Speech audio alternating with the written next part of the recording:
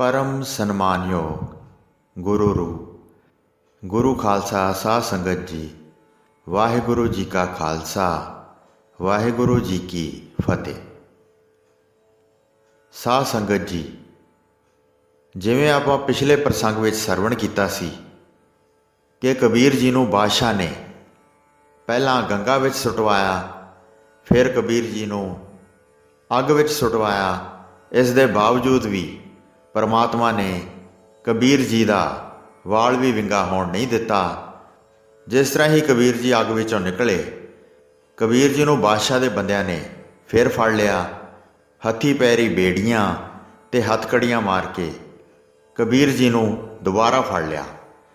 ਉਹ मूर्ख समझे ना कि कबीर जी रामहंस ਹਨ, ये अमर ਹਨ ते ਇਹ मरनगे नहीं। फिर उन्होंने फैसला किया कि बादशाह नूं अंत दसे ही हाथी अगे सुट के कबीर जी नूं मार दिता जाए। इसलिए विਉਂਤ नूं पूरा करने वास्ते उतावले हो गए। वो समझ ना सके जिस नूं अग ने नहीं साड़िया वो किवें मरेगा। धर्मी पुरुष धर्म नहीं छड्डदा ते बुरा बुराई का त्याग नहीं करता। बुरे दे पिछों बादशाही हठ वाला उस तो भी बुरा मन्निया गया है। बादशाही हठ विच अनेकां कुकर्म करी जांदा ते जुल्म तो बाज नहीं आउंदा, इत्थों तक कि मौत दे पड़ाव तक पुज जाता है। इस सृष्टि ते अनेकां ही ऐसे बादशाह होए हन जिन्हां ने संतां भगतां नूं कष्ट दे के अपने आप दा सत्यानाश कीता है। अवतार पैगंबरां नाल आप हुरदियां करदे आए। ऐसे ही बंदे सिकंदर लोधी दे सन, ਜਿਹੜੇ भगत जी नूं मारन ते तुले होए सन। अग्यानी पुरुष परमात्मा दीयां शक्तियां वल्लों अखां मीट जांदे हन। कबीर जी तां गाउंदे फिरदे सी, कहत कबीर पंच को झगरा, झगरत जन्म गवाया, झूठी माया सब जग बांधिया, मैं राम रमत सुख पाया। पर बादशाही दे बेसमझ लोकां नूं ਉਹ कोई वर सराप नहीं दिंदे सन। ਉਹ ਆਖਦੇ ਸੀ, ਸਾਖਤ ਪੁਰਸ਼ ਆਪਣੇ ਕਰਮ ਦਾ ਫਲ ਕੌੜਾ ਖਾਂਦਾ ਹੈ। ਉਹ ਸਮਝਾਇਆ ਸਮਝਦਾ ਨਹੀਂ। ਕਹਾਂ ਸੁਆਨ ਕੋ ਸਿਮਰਤ ਸੁਨਾਏ, ਕਹਾਂ ਸਾਖਤ ਪੈ ਹਰ ਗੁਣ ਗਾਏ। ਰਾਮ ਰਾਮ ਰਾਮ ਰਮੇ ਰਮ ਰਹੀਐ, ਸਾਖਤ ਸਿਉ ਭੂਲ ਨਹੀਂ ਕਹੀਐ। ਕौआ कहा कपूर चराए, कह बिसियर को दूध पियाए। सत संगत मिल विवेक बुद्ध होई, पारस परस लोहा कंचन सोई। साकत स्वान सब करे कराया, जो तुर लिखिया सो कर्म कमाया। अमृत लै लै नीम सिंचाई, कहत कबीर ओ को सहज ना जाई। इस दा भाव है कि हे पुरुषो, साकत रब दे ज्ञान नूं ना समझण वाला पुरुष नास्तिक नूं कुछ नहीं आखना चाहिए। उसने कोई भी गल नहीं मननी। ਉਹਦੀ ਤਾਂ दशा ਕਾਂ वर्गी है। जिवें कोई ਕਾਂ ਨੂੰ कपूर ਖਵਾਏ ਤੇ ਸੱਪ ਨੂੰ ਦੁੱਧ ਪਿਲਾਏ ਜਾਂ ਅੰਮ੍ਰਿਤ ਜਲ ਨਿੰਮ ਨੂੰ ਪਾਏ ਤਾਂ ਨਿੰਮ ਮਿੱਠੀ ਨਹੀਂ ਹੁੰਦੀ। ਉਹਨਾਂ ਨੂੰ ਆਤਮਿਕ ਸ਼ਕਤੀ ਦਾ ਗਿਆਨ ਨਹੀਂ ਹੁੰਦਾ। ਐਸੇ ਮੂਰਖ ਪੁਰਸ਼ ਨੂੰ ਸਮਝਾਉਣ ਦਾ ਕੀ ਲਾਭ ਹੈ। ਸੋ ਬਾਦਸ਼ਾਹ ਦੇ ਬੰਦਿਆਂ ਨੇ ਇਹ ਫੈਸਲਾ ਕੀਤਾ ਕਿ ਕਬੀਰ ਜੀ ਨੂੰ ਮਸਤ ਹਾਥੀ ਅੱਗੇ ਸੁੱਟਣਾ ਹੈ। ਸੋ ਹਾਥੀ ਲਿਆਂਦਾ ਗਿਆ। ਮਹਾਵਤ ਨੂੰ ਦੱਸਿਆ ਗਿਆ ਕਿ ਉਸ ਦਾ ਹਾਥੀ ਕਬੀਰ ਜੀ ਨੂੰ ਕੁਚਲ ਸੁੱਟੇ, ਕਿਉਂਕਿ ਬਾਦਸ਼ਾਹੀ ਹੁਕਮ ਮਾਰ ਦੇਣ ਦਾ ਸੀ। ਕਬੀਰ ਜੀ ਨੇ ਆਪ ਇਸ ਪ੍ਰਥਾਏ ਸ਼ਬਦ ਉਚਾਰਿਆ ਹੈ। ਕਬੀਰ ਜੀ ਫਰਮਾਉਂਦੇ ਹਨ, ਭੁਜਾ ਬਾਂਧ ਭਿਲਾ ਕਰ ਡਾਰਿਓ, ਹਸਤੀ ਕਰੋਪ मूंड में मारियो। हस्त भाग कै चीसा मारै, या मूरत कै हों बलिहारै। आहे मेरे ठाकुर तुमरा जोर, काजी बके बो हस्ती तोर। रे महावत तुझ डारो काट, इसे तुरावो कालो साठ।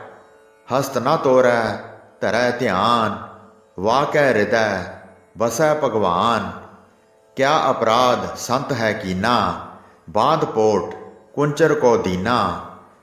कुंचर पोट लै लै नमस्कारै, बूझी नहीं काजी अंधियारा, 3 बार पतिया भर लीना, मन कठोर अजहू ना पतीना, कहे कबीर हमरा गोबिंद, चौथे पद मैं जन की जिंद। कबीर जी दसदे हन, हाकमां ने मेरियां बाहीं बन्नियां ते गुच्छम गुच्छा करके हाथी दी सुंड अगे सुट दिता। उस वेले हाथी बहुत गुस्से विच सी, पर ज्यों ही कबीर जी डिगे तां हाथी उल्टा चीका मारन लग पिया। उसने तां उन्हां कोलों पुछना चाहिया, ऐ मूर्खो, ये की करदे हो? इस मूर्ति कबीर जी तो तां मैं बलिहारे जांदा हां। ऐसे पुरुष नूं मेरे अगे सुटिया है जिहड़ा राम दा भजन करदा है। वाह दाता, ये की खेड है। कबीर जी आखदे हन, अनोखा कौतक सी, हे मेरे ठाकुर, तेरी लीला अपरअपार है। काजी महावत नूं गुस्से हुंदा सी कि ਉਹ ਹਾਥੀ ਨੂੰ ਅੱਗੇ ਹੋ ਕੇ ਤੋਰੇ। ਇੱਥੋਂ ਤੱਕ ਕਿ महावत ਨੂੰ क्रोध ਨਾਲ ਆਖਦਾ ਸੀ, ਤੈਨੂੰ ਮਰਵਾ ਦਿਆਂਗਾ, ਇਸ ਨੂੰ ਸੱਟਾਂ ਮਾਰ ਕੇ ਤੋਰ ਤਾਂ ਕਿ ਕਬੀਰ ਭਗਤ ਚਰਨਾਂ ਹੇਠ ਦਲਿਆ ਜਾਏ। ਕਬੀਰ ਜਿਉਂਦਾ ਨਹੀਂ ਰਹਿਣਾ ਚਾਹੀਦਾ। ਪਰ महावत ਅੱਗੋਂ ਹੱਥ ਜੋੜ ਕੇ ਖਲੋਤਾ।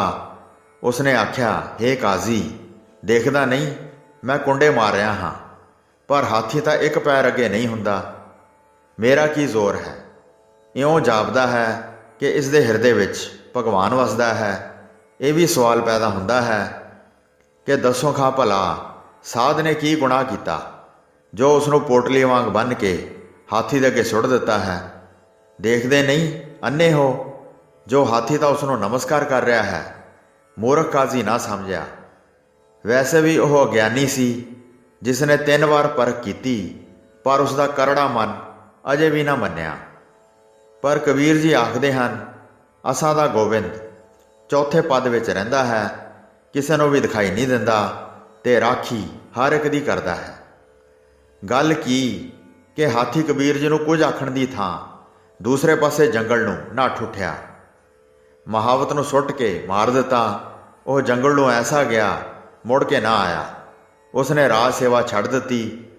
ਹਾਥੀ ਜੂਨ ਤੋਂ ਛੁਟਕਾਰਾ ਪਾ ਕੇ ਰਾਮ ਜੀ ਦੀ ਮਰਜ਼ੀ ਨਾਲ ਜੀਵਨ ਮੁਕਤ ਹੋ ਗਿਆ। ਕਾਜ਼ੀ ਤੇ ਹਾਕਮ ਹੱਥ ਮਲਦੇ ਰਹਿ ਗਏ, ਉਹਨਾਂ ਦੇ ਹੱਥ ਕੁਝ ਨਾ ਆਇਆ।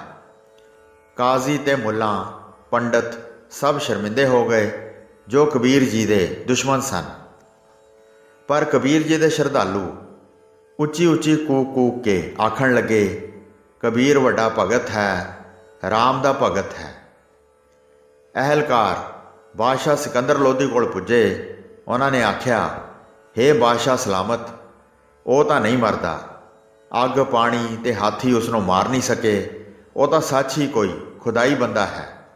ਸਾਰੀ ਕਾਂਸ਼ੀ ਵਿੱਚ ਸਗੋਂ ਉਸ ਦਾ ਜਸ ਹੋਣ ਲੱਗ ਪਿਆ ਹੈ ਕਿ ਬਿਆਨ ਨਹੀਂ ਕੀਤਾ ਜਾਂਦਾ। ਸਾਰੇ ਲੋਕ ਬਾਦਸ਼ਾਹ ਦੀ ਨਿੰਦਾ ਕਰ ਰਹੇ ਹਨ। ਕਾਜ਼ੀਆਂ ਤੇ ਪੰਡਤਾਂ ਨੂੰ ਲੋਕ ਲਾਹਨਤਾਂ ਪਾਉਂਦੇ ਹਨ। ਮਾਮਲਾ ਐਸਾ ਹੈ, ਦੱਸੋ ਹੁਣ ਕੀ ਕਰੀਏ? ਅਸੀਂ ਤਾਂ ਬਹੁਤ ਤੰਗ ਆਏ ਹਾਂ। ਸਾਡੇ ਘਰ ਦੇ ਬਾਲ ਬੱਚੇ ਸਭ ਤੰਗ ਹਨ। ਉਹ ਸਾਰੇ ਬਿਮਾਰ ਪੈ ਗਏ ਹਨ।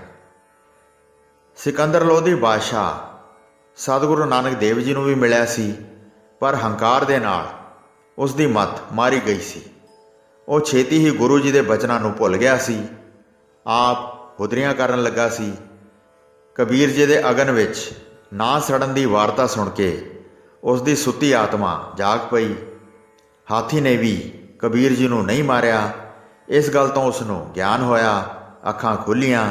ਆਪਣੀ ਮੂਰਖਤਾ ਉੱਤੇ ਉਹ ਪਛਤਾਇਆ। ਸਾਰੀ ਗੱਲ ਸੁਣ ਕੇ ਉਸਨੇ ਅਹਿਲਕਾਰ ਨੂੰ ਆਖਿਆ ਕਿ ਕਬੀਰ ਜੀ ਨੂੰ ਇੱਕ ਵਾਰ ਮੇਰੇ ਕੋਲ ਸੱਦ ਕੇ ਤੁਸੀਂ ਲਿਆ ਸਕਦੇ ਹੋ। ਨਫਰ ਨੇ ਉੱਤਰ ਦਿੱਤਾ, ਜਿਵੇਂ ਬਾਦਸ਼ਾਹ ਸਲਾਮਤ ਦੀ ਆਗਿਆ ਹੋਵੇ। ਬਾਦਸ਼ਾਹ ਨੇ ਕਿਹਾ, ਅੱਛਾ ਜਾਓ, ਉਸ ਨੂੰ ਸੱਦ ਕੇ ਲਿਆਓ। ਦੇਖੋ, ਤੰਗ ਨਹੀਂ ਕਰਨਾ, ਮੰਦਾ ਸ਼ਬਦ ਨਹੀਂ ਬੋਲਣਾ, ਆਦਰ ਨਾਲ ਲਿਆਓ। ਦੇਖੋ, ਉਹ ਖੁਦਾ ਦਾ ਬੰਦਾ ਹੈ। ਉਸ ਨੂੰ ਗੁੱਸੇ ਨਾ ਹੋਣਾ, ਉਸ ਦਾ ਸਤਿਕਾਰ ਕਰਕੇ ਲਿਆਓ ਅਤੇ ਕਹੋ ਕਿ ਬਾਦਸ਼ਾਹ ਖਿਮਾ ਮੰਗਦਾ ਹੈ। ਜਾਓ, ਹੁਣ ਦੇਰ ਨਾ ਕਰੋ। ਬਾਦਸ਼ਾਹ ਦਾ ਫਰਮਾਨ ਸੁਣ ਕੇ ਨਫਰ ਕਬੀਰ ਜੀ ਨੂੰ ਲਿਆਉਣ ਵਾਸਤੇ ਦੌੜ ਗਏ। ਪਹਿਲਾਂ ਘਰ ਪੁੱਜੇ ਕਬੀਰ ਜੀ ਘਰ ਨਹੀਂ ਸਨ। ਫਿਰ ਸਾਧੂਆਂ ਦੇ ਅੱਡਿਆਂ ਉੱਤੇ ਪੁੱਜੇ, ਪਰ ਉਹ ਨਾ ਮਿਲੇ। ਗੰਗਾ ਦੇ ਕਿਨਾਰੇ ਦੱਸ ਪਈ, ਉੱਧਰ ਗਏ। ਜਦੋਂ ਨੇੜੇ ਗਏ ਤਾਂ ਕੀ ਦੇਖਦੇ ਹਨ ਕਿ ਕਬੀਰ ਜੀ ਚੌਂਕੜਾ ਮਾਰ ਕੇ ਸਮਾਧੀ ਲਾਈ ਬੈਠੇ ਹਨ। ਸੁਰਤ ਰਾਮ ਦੇ ਚਰਨਾਂ ਨਾਲ ਜੁੜੀ ਹੈ, ਨੈਣ ਬੰਦ ਹਨ। 10ਵੇਂ ਦਵਾਰ ਪੁੱਜੇ ਹੋਏ ਆਪਣੇ ਰਾਮ ਜੀ ਦਾ ਜਸ ਕਰ ਰਹੇ ਹਨ। ਨਫਰਾਂ ਨੇ ਜਾ ਕੇ ਆਵਾਜ਼ਾਂ ਦਿੱਤੀਆਂ, ਕਬੀਰ ਜੀ, ਕਬੀਰ ਜੀ। 5ਵੀਂ ਆਵਾਜ਼ੇ ਕਬੀਰ ਜੀ ਨੇ ਨੈਣ ਖੋਲ੍ਹੇ, ਨਫਰਾਂ ਵੱਲ ਦੇਖਿਆ ਤੇ ਜ਼ੁਬਾਨੋਂ ਕੁਝ ਨਾ ਬੋਲੇ। ਨਫਰਾਂ ਨੇ ਬੇਨਤੀ ਕੀਤੀ, ਮਹਾਰਾਜ ਜੀ, ਬਾਦਸ਼ਾਹ ਸਿਕੰਦਰ ਲੋਧੀ ਆਪ ਜੀ ਨੂੰ ਯਾਦ ਕਰਦੇ ਹਨ। ਉਹ ਆਪ ਕੋਲੋਂ ਖਿਮਾ ਮੰਗਣਾ ਚਾਹੁੰਦੇ ਹਨ। ਕਬੀਰ ਜੀ ਨੇ ਪੁੱਛਿਆ, ਉਹ ਯਾਦ ਕਿਉਂ ਕਰ ਰਹੇ ਹਨ? ਬਾਦਸ਼ਾਹ ਦੇ ਬੰਦਿਆਂ ਨੇ ਕਿਹਾ, ਉਹ ਬਾਦਸ਼ਾਹ, ਅਸੀਂ ਰਾਮ ਦੇ ਸੇਵਕ, ਮਹਾਰਾਜ ਜੀ ਆਪ ਜੀ ਦੇ ਦਰਸ਼ਨ ਕਰਨ ਵਾਸਤੇ ਸਾਨੂੰ ਭੇਜਿਆ ਹੈ। ਵਾਹ ਮੇਰੇ ਰਾਮ, ਤੇਰੀ ਮਹਿਮਾ ਅਪਰੰਪਾਰ ਹੈ। ਭੁੱਲਿਆਂ ਨੂੰ ਰਾਹੇ ਪਾ ਦਿੰਦਾ ਹੈ। ਮੇਰੇ ਦਰਸ਼ਨ? ਇੱਕ ਕਬੀਰ ਜੁਲਾਹਾ ਦੇ ਦਰਸ਼ਨ? ਇਹ ਤਾਂ ਰਾਮ ਹੀ ਜਾਣੇ। ਅੱਛਾ ਚਲੋ ਭਾਈ, ਚੱਲਦੇ ਹਾਂ। ਮੇਰੇ ਰਾਮ ਦੀ ਇਹੋ ਆਗਿਆ ਹੈ। ਕਬੀਰ ਜੀ ਸ਼ਾਹੀ ਨਫਰਾਂ ਨਾਲ ਬਾਦਸ਼ਾਹ ਦੇ ਡੇਰੇ ਪੁੱਜੇ, ਪਰ ਬਾਦਸ਼ਾਹ ਅੱਗੋਂ ਨੰਗੀ ਪੈਰੀ ਸਵਾਗਤ ਕਰਨ ਵਾਸਤੇ ਆਇਆ। ਉਸਨੇ ਝੁੱਕ ਕੇ ਕਬੀਰ ਜੀ ਨੂੰ ਸਲਾਮ ਕੀਤੀ। ਅੱਗੇ ਤਾਂ ਆਪ ਸਲਾਮ ਕਰਾਉਣ ਵਾਸਤੇ ਕਬੀਰ ਜੀ ਨੂੰ ਮੌਤ ਦਾ ਹੁਕਮ ਦਿੰਦਾ ਸੀ। ਹੁਣ ਆਪ ਕਬੀਰ ਜੀ ਦੀ ਚਰਨੀ ਲੱਗਾ। ਬੜੇ ਆਦਰ ਨਾਲ ਆਪਣੇ ਤੰਬੂ ਵਿੱਚ ਕਬੀਰ ਜੀ ਨੂੰ ਲੈ ਗਿਆ। ਸਤਿਕਾਰ ਨਾਲ ਬਿਠਾ ਕੇ ਦੋਵੇਂ ਹੱਥ ਜੋੜ ਕੇ ਬੇਨਤੀਆਂ ਕੀਤੀਆਂ ਤੇ ਭੁੱਲਾਂ ਦੀ ਖਿਮਾ ਮੰਗੀ। ਕਬੀਰ ਜੀ ਨੇ ਉਸ ਨੂੰ ਨੇਕੀ ਕਰਨ ਦਾ ਉਪਦੇਸ਼ ਦਿੱਤਾ। ਕਬੀਰ ਜੀ ਨੇ ਆਪਣੇ ਸੁਭਾਅ ਅਨੁਸਾਰ ਉਪਦੇਸ਼ ਦਿੱਤਾ। ਲੰਕਾ ਸਾ ਕੋਟ, ਸਮੁੰਦ ਸੀ ਖਾਈ, ਤੇਹ ਰਾਵਣ ਘਰ ਖਬਰ ਨਾ ਪਾਈ। ਕਿਆ ਮਾਂਗੋ ਕਿਛ ਥਿਰ ਨਾ ਰਹਾਈ, ਦੇਖਤ ਨੈਣ ਚਲਿਓ ਜਗ ਜਾਈ। 1 ਲੱਖ ਪੂਤ 1.25 ਲੱਖ ਨਾਤੀ, ਤੇਹ ਰਾਵਣ ਘਰ ਦੀਆ ਨਾ ਬਾਤੀ। ਚੰਦ ਸੂਰਜ ਜਾ ਕੇ ਤਪਤ ਰਸੋਈ, ਬਹਿ ਸੰਤਰ ਜਾ ਕੇ ਕਪਰੇ ਧੋਈ। ਗੁਰਮਤ ਰਾਮੈ ਨਾਮ ਬਸਾਈ, ਅਸਥਿਰ ਰਹੈ ਨਾ ਕਤਹੂੰ ਜਾਈ। ਕਹਿਤ ਕਬੀਰ ਸੁਨੋ ਰੇ ਲੋਈ, ਰਾਮ ਨਾਮ ਬਿਨ ਮੁਕਤ ਨਾ ਹੋਈ। ਕਬੀਰ ਜੀ ਹੱਸ ਕੇ ਬੋਲੇ, ਹੇ ਦੁਨੀਆ ਦੇ ਬਾਦਸ਼ਾਹ, ਤੁਸਾਂ ਇਹ ਕਿਹਾ ਹੈ ਕਿ ਕਬੀਰ ਮੰਗ ਲਵੇ ਜੋ ਕੁਝ ਮੰਗਣਾ ਚਾਹੁੰਦਾ ਹੈ। ਤੁਸਾਂ ਕੋਲ ਧਰਤੀ ਹੈ, ਦੌਲਤ ਹੈ, ਸੋਨਾ ਚਾਂਦੀ ਹੈ, ਪਰ ਜਦੋਂ ਅਸੀਂ ਧਿਆਨ ਕਰਕੇ ਤੱਕਦੇ ਹਾਂ ਤਾਂ ਨਜ਼ਰ ਪੈਂਦਾ ਹੈ ਕਿ ਇਹ ਮਾਇਆ ਹੈ ਜੋ ਥਿਰ ਨਹੀਂ ਰਹਿਣੀ। ਨਾ ਰਾਜ ਥਿਰ ਰਹਿਣਾ ਹੈ ਤੇ ਨਾ ਦੌਲਤ। ਧਰਤੀ ਤੇ ਕਈ ਆਏ ਕਈ ਗਏ। ਤੁਸਾਂ ਦਾ ਦਾਵਾ ਵੀ ਕੂੜਦਾ ਹੈ, ਕੀ ਪਤਾ ਕਿੰਨਾ ਚਿਰ ਰਹਿਣਾ ਹੈ। ਹੋਰ ਕੋਈ ਬਲਵਾਨ ਰਾਜਾ ਜਾਂ ਬਾਦਸ਼ਾਹ ਆ ਜਾਵੇ, ਉਹ ਤੁਸਾਂ ਨੂੰ ਧਰ ਕੇ ਅੱਗੇ ਲੈ ਜਾਏ। ਇਉਂ ਬਾਦਸ਼ਾਹ ਸਿਕੰਦਰ ਲੋਧੀ ਨੂੰ ਉਪਦੇਸ਼ ਕਰਦੇ ਹੋਏ ਉਦਾਹਰਨ ਦਿੰਦੇ ਹਨ, ਹੇ ਬਾਦਸ਼ਾਹ, ਦੁਨੀਆ ਦੇ ਵਿੱਚ ਲੰਕਾ ਦਾ ਪਾਤਸ਼ਾਹ ਹੋਇਆ ਹੈ, ਉਹ ਹੈ ਰਾਵਣ। ਉਸ ਦੀ ਲੰਕਾ 'ਤੇ ਐਡਾ ਵੱਡਾ ਕਿਲ੍ਹਾ ਸੀ ਕਿ ਉਸ ਦੇ ਚੌਗਿਰਦੇ ਸਮੁੰਦਰ ਵਰਗੀ ਖਾਲ ਪੁੱਟੀ ਹੋਈ ਸੀ। ਭਾਵ ਉਸ ਨੂੰ ਕੋਈ ਜਿੱਤ ਨਹੀਂ ਸੀ ਸਕਦਾ। ਪਰ ਉਸ ਰਾਵਣ ਦੇ ਘਰ ਦਾ ਅੱਜ ਕੋਈ ਪਤਾ ਨਹੀਂ ਲੱਗਦਾ। ਕੀ ਮੰਗਾਂ, ਕੁਝ ਰਹਿਣ ਵਾਲਾ ਨਜ਼ਰ ਨਹੀਂ ਆਉਂਦਾ। ਦੇਖਦਿਆਂ ਦੇਖਦਿਆਂ ਸਭ ਕੁਝ ਤੁਰਿਆ ਜਾ ਰਿਹਾ ਹੈ। ਸਭ ਤੁਰੇ ਜਾ ਰਹੇ ਹਨ। ਉਸੇ ਰਾਵਣ ਦੇ ਜਿਸ ਦੀ ਮੈਂ ਗੱਲ ਕੀਤੀ ਹੈ, 1 ਲੱਖ ਪੁੱਤਰ ਸਨ ਤੇ 1.25 ਲੱਖ ਧੀਆਂ ਸਨ। ਪਰ ਜਦੋਂ ਸ਼੍ਰੀ ਰਾਮਚੰਦਰ ਜੀ ਨਾਲ ਯੁੱਧ ਹੋਇਆ ਤਾਂ ਉਸ ਦੇ ਘਰ ਕੋਈ ਦੀਵਾ ਬੱਤੀ ਜਗਾਉਣ ਵਾਲਾ ਵੀ ਨਾ ਰਿਹਾ। ਤੁਸੀਂ ਤਾਂ ਬਾਦਸ਼ਾਹ ਅਜੇ ਛੋਟੇ ਹੋ। ਉਸ ਰਾਵਣ ਨੇ ਤਪੱਸਿਆ ਦੇ ਬਲ ਨਾਲ ਐਸੀ ਸ਼ਕਤੀ ਪ੍ਰਾਪਤ ਕੀਤੀ ਸੀ ਕਿ ਚੰਦ ਤੇ ਸੂਰਜ ਉਸ ਦੀ ਰਸੋਈ ਪਕਾਉਂਦੇ ਸਨ, ਅੱਗ ਕੱਪੜੇ ਧੋਂਦੀ ਸੀ। ਭਾਵ ਕੁਦਰਤੀ ਸ਼ਕਤੀਆਂ ਵੀ ਉਸ ਦੇ ਆਖੇ ਲੱਗਦੀਆਂ ਸਨ। ਦੇਖੋ, ਜਦੋਂ ਐਸੇ ਲੋਕ ਨਹੀਂ ਰਹੇ ਤਾਂ ਹੋਰ ਕੀ ਰਹਿ ਜਾਣਾ ਹੈ। ਐਵੇਂ ਹੰਕਾਰ ਕਰਨਾ, ਰਾਮ ਭਗਤਾਂ ਨੂੰ ਦੁੱਖ ਦੇਣਾ, ਇਹ ਤਾਂ ਪਾਤਸ਼ਾਹਾਂ ਨੂੰ ਸ਼ੋਭਾ ਨਹੀਂ ਦਿੰਦਾ। ਜੀਵਨ ਦੀ ਸੱਚਾਈ ਦੀ ਲੋੜ ਹੈ। ਇਸ ਵਾਸਤੇ ਹਰ ਇੱਕ ਨੂੰ ਸੁਣ ਕੇ ਸਮਝ ਲੈਣਾ ਚਾਹੀਦਾ ਹੈ ਕਿ ਪਰਮਾਤਮਾ ਦੀ ਭਗਤੀ ਤੋਂ ਬਿਨਾਂ ਸਭ ਕੂੜ ਹੈ।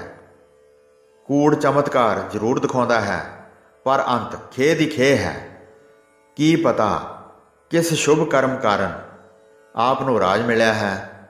ਅੱਗੇ ਸ਼ੁਭ ਕਰਮ ਕਰੋ ਤਾਂ ਕਿ ਕਿਸੇ ਲੇਖੇ ਜੀਵਨ ਪਵੇ, ਧਰਮ ਦਾ ਰਾਜ ਹੋਏ।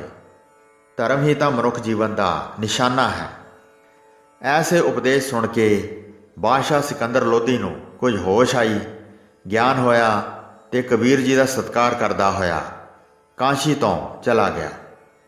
ਕਬੀਰ ਜੀ ਦੇ ਜਸ ਦਾ ਡੰਕਾ ਸਾਰੇ ਵੱਜ ਗਿਆ। ਹਰ ਪਾਸੇ ਕਬੀਰ ਜੀ ਦੀ ਸ਼ੋਭਾ ਹੋਣ ਲੱਗੀ ਤੇ ਰਾਮ ਧੁਨ ਗਾਈ ਜਾਣ ਲੱਗੀ। ਹੋਈਆਂ ਭੁੱਲਾਂ ਚੁੱਕਾਂ ਦੀ ਖਿਮਾ ਬਖਸ਼ਣੀ ਜੀ।